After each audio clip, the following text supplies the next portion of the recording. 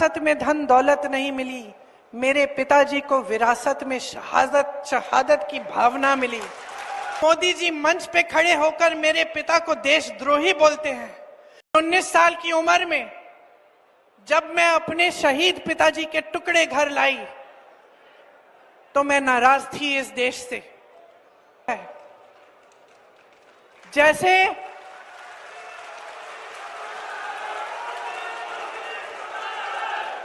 आज मैं 52 साल की हूं, पहली बार मैंने ये चीज सार्वजनिक ऐसे मंच पे कही है। लेकिन वो जो नाराजगी थी मेरी, आस्ते आस्ते मैं समझी कि उस तरह की जो नाराजगी होती है वो सिर्फ उससे होती है जिससे प्रेम करते हैं हम। मेरे देश के लिए मेरे दिल में कितना प्रेम है, मैं कैसे समझाऊं। जब मोदी जी कहते हैं कि मेरे पिताजी ने कोई कानून बदल दिया अपनी मां से विरासत लेने के लिए, तो मेरे दिल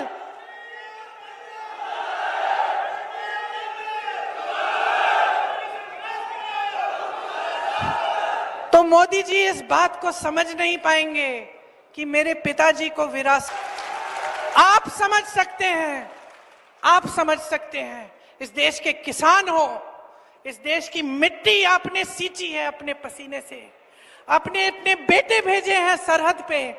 जब आपके बेटे शहीद होते हैं इस देश के लिए तो मैं जानती हूं कि आपके दिल में क्या भावना है, क्योंकि वही भावना मेरे दिल में है। जो पुलवामा के शहीद हैं, जब वो हुआ, पुलवामा का हुआ, उनमें से कुछ परिवार यूपी के थे। उस समय मैं यूपी में थी, मैं गई उनके घर और ज्यादातर परिवारों में पता है क्या बताया उन्होंने मुझे? जो बच्चे बचे थे उन्होंने कहा दीदी हमको भी सेना में भर्ती होना है। एक लड़की थी, उसका भाई एयरफोर्स में था, उसने कहा दीदी मैं पायलट बनूंगी, मैं एयरफोर्स में भर्ती होंगी। यही है शहादत की भावना। ये भावना मोदी जी नहीं समझ सकते। जो मोदी जी इंदिरा गांधी जैसी एक शहीद के बारे में उल्टी सीधी बातें करते हैं, जो मोदी जी इस भावना को देख के सिर्फ परिवारवाद देखते हैं लेकिन देशभक्ति नहीं देखते, देश की सेवा नहीं देखते, वो इस भावना को नहीं समझ सकते। मैं आपको ये कहने